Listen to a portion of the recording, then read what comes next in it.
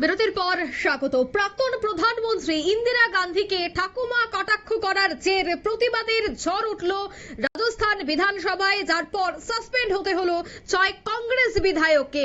তারা রাত কাটালেন কক্ষের ওয়েলেই, এবং সেই বিষয় নিয়ে বিস্তারিত জানবো। টেলিফোন লাইনে যুক্ত হয়ে গেছে প্রতিনিধি সুমন্ত ব্যানার্জি। সুমন্ত, ইন্দিরা গান্ধীকে ঠাকুমা কটাক্ষ আর প্রতিবাদ করতেই এবার রাজস্থানে সাসপেন্ড হয়েছে 6 জন কংগ্রেস বিধায়ক। ঠিক কি জানতে পারছো এই মুহূর্তে?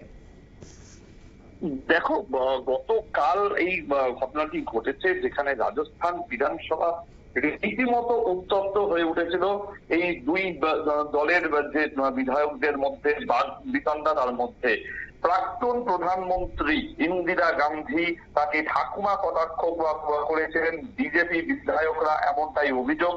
এবং তা নিয়ে প্রতিবাদ হয় কংগ্রেসের তরফে, যার পরে সাসপেন্ড হতে হয় 6 কংগ্রেস বিধায়ককে। এবং সব থেকে বড় ব্যাপার হচ্ছে যে তারা রাতও কাটিয়েছেন বিধানসভাতে বসেই, বিধানসভার কক্ষের যে ওয়েল সেখানে বসেই তারা রাত কাটিয়েছেন, এমনটাই কিন্তু জানতে পারা যাচ্ছে।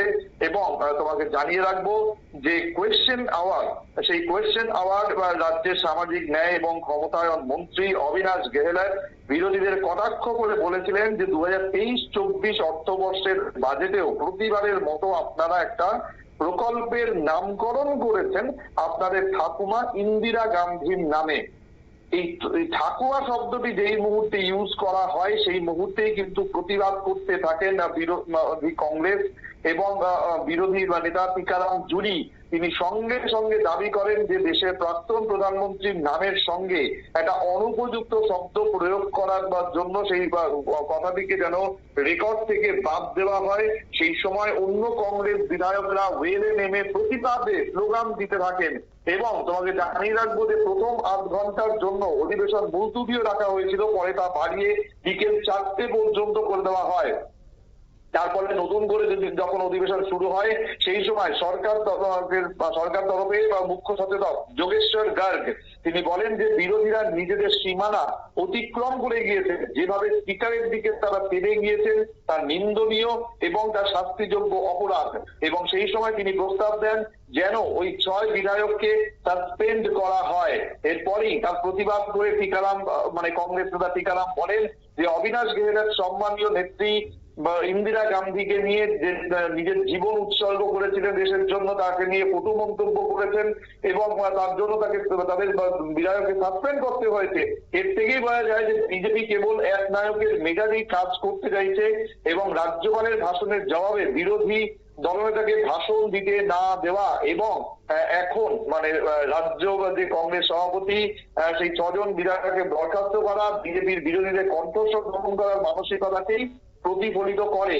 এবং তারপরেই দেখা যায় যে সাসপেন্ড এবং তারপর সারা রাত ধরে বিধানসভার ওয়েলে বসেই রাত কাটান সেই সমস্ত কংগ্রেস বিধায়করা এবং অন্যান্যরা তাদের সঙ্গে একেবারে সঙ্গী হন অন্য কংগ্রেস বিধায়করা। এবং পরে রাত বাড়লে সেখানে তাদের ঘুমোতে দেখা যায়।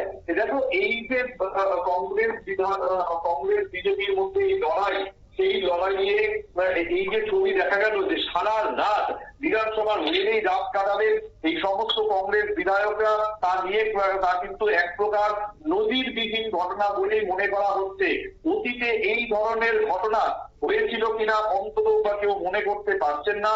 এবং তার জন্যই বা কিন্তু বিজেপি কংগ্রেস সহ যে রাজনৈতিক দলগুলো তাদের যে প্রতিবাদের যে ধরন, সেই প্রতিবাদের ধরনের পর এই কাজগুলোকে অন্তত অনেকেই সমর্থন করতে পারছেন না।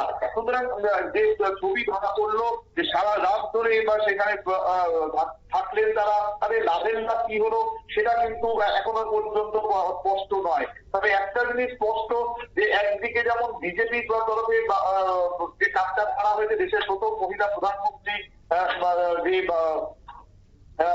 ইন্দিরা গান্ধী, তাকে যখন এইরকম ভাবে আক্রমণ করা হলো এরকম, তখন তার অন্তত ক্ষমা চেয়ে নেওয়া বা পরে যখন ওই জায়গাটা বাদ দেওয়ার কথা তোলা হয় সেইটাকেও বাদ না না দিয়ে কিভাবে এইরকম ভাবে ইন্দিরা গান্ধীকে অপমান করা হয় সেটা নিয়েও কিন্তু রাজনৈতিক মহলের প্রশ্ন।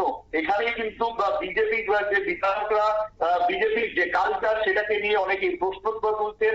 বিশেষ করে কংগ্রেসের তরফ থেকে এই বিষয়টি নিয়ে আগামী দিনে যে আরো মানে প্রতিবাদের সুর চলানো হবে সেটা কিন্তু বলা যেতেই বোঝাই যাচ্ছে এখন থেকে।